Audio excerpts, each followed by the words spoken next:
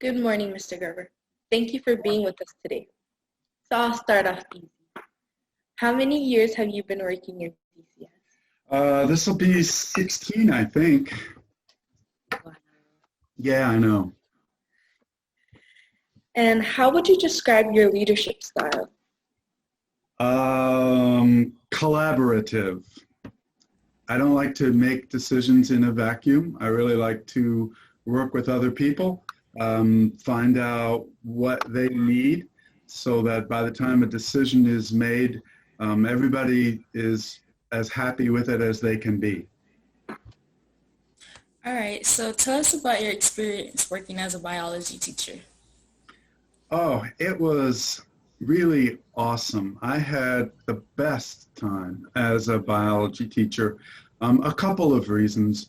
Number one, it's my passion. I love life of all forms, plant life, animal life, fungal life, microbial life of every description. It's all fascinating to me.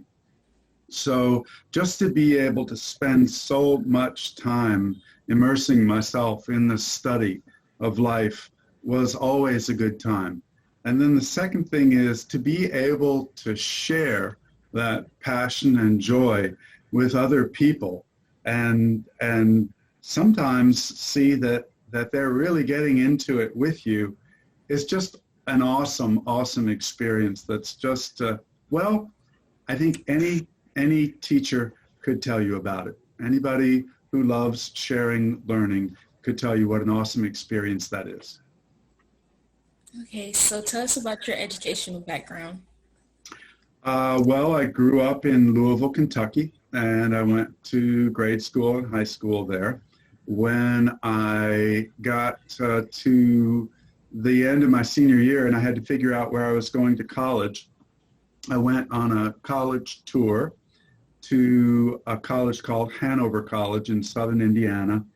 And I didn't know anything about it, but it looked exactly like a college was supposed to look. It had a bunch of big red brick buildings with white columns and pillars, and they were all covered in ivy. And I thought, yep, this is the place. So I applied and I went there. And it was a great place to go, but there were too many distractions for me. The whole thing was surrounded by woods and farmland.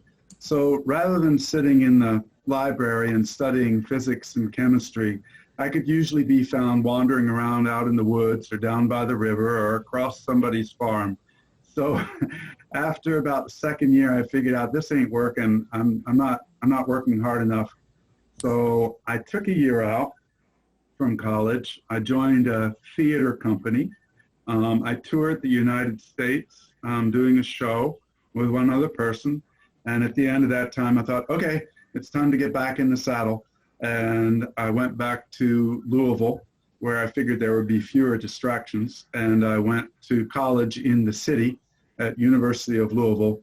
And there I was able to focus and make it through my undergraduate degree. And I stayed there for my graduate degree as well. Wow. So obviously you work hard every single day. But what motivates you to continue that? I guess it's just a sense of responsibility. I mean, certainly the students are depending on all of us to do that. And the colleagues that I have here, I have so much respect for. I see how hard they work every single day. So the idea that I might somehow let them down keeps me here late. And where do you see yourself in 5 years? In the Keys. I spend a lot of time there now. In 5 years, I'm sure I'll be spending even more.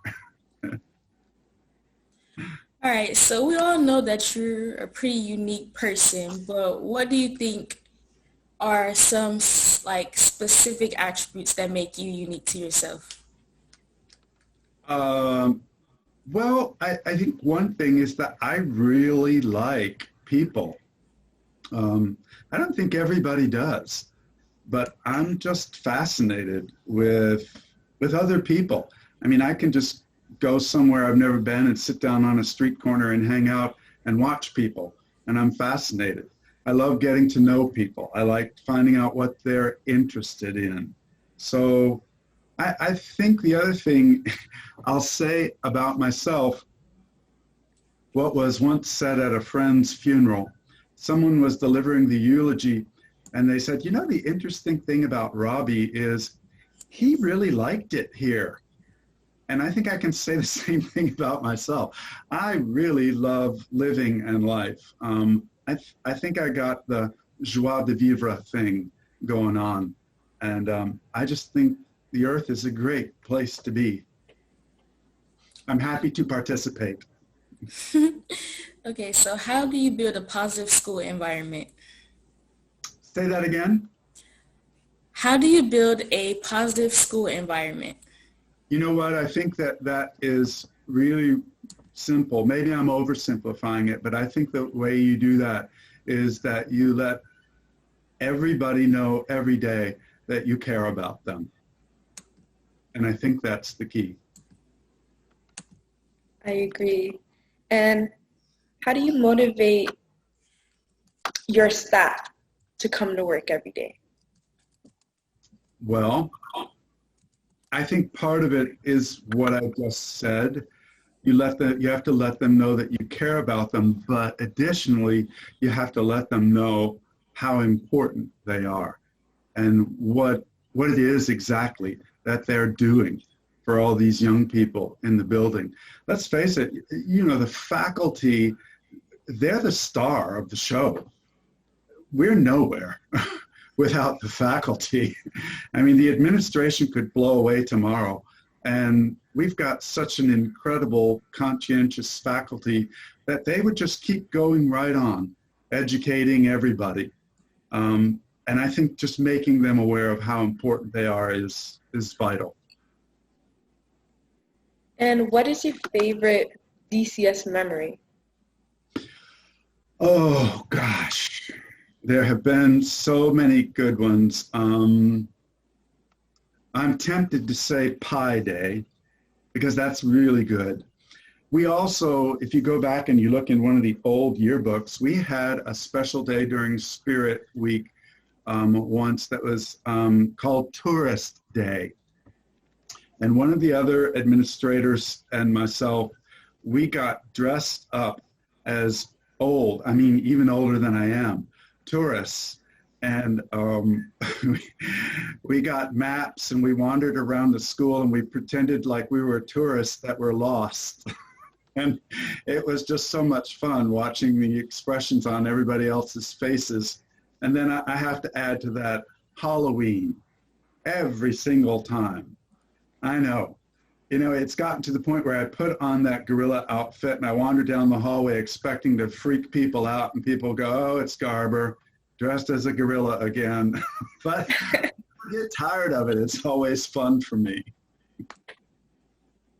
Is that your favorite costume? It goes back and forth between that and Dracula. Really like Dracula. I remember that one. Okay, so since we are in some tough times, what are some ways that you've dealt with all the challenges that we have been faced? What are the ways that I deal with them? Yes. Well, you know, I'm really, really fortunate. The kinds of things that I really love to do are not really impacted by COVID-19. I love to go out and do landscaping. I can do that all by myself. I love to go kayaking. I can do that by myself.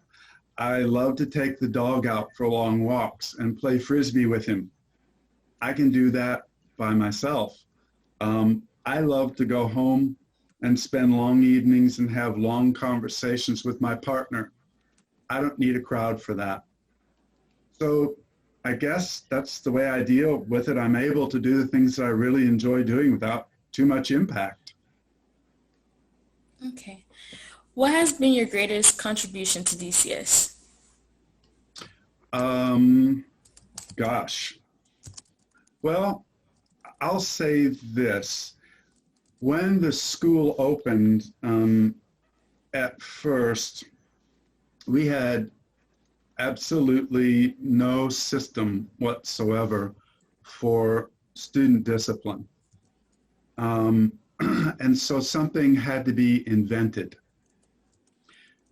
It has changed a lot over the years, which is a good thing, but somebody had to get that on its feet and get it going, and I'm proud of having done that.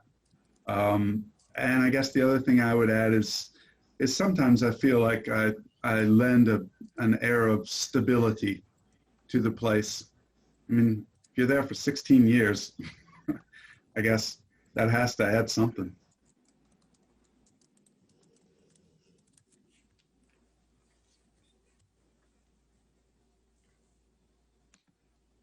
And out of all the years of being teaching and okay, I'm gonna re-say it. All right, I'm ready. And out of all your years of being a teacher / administrator, has DCS been your favorite school, or did you even go to a different school?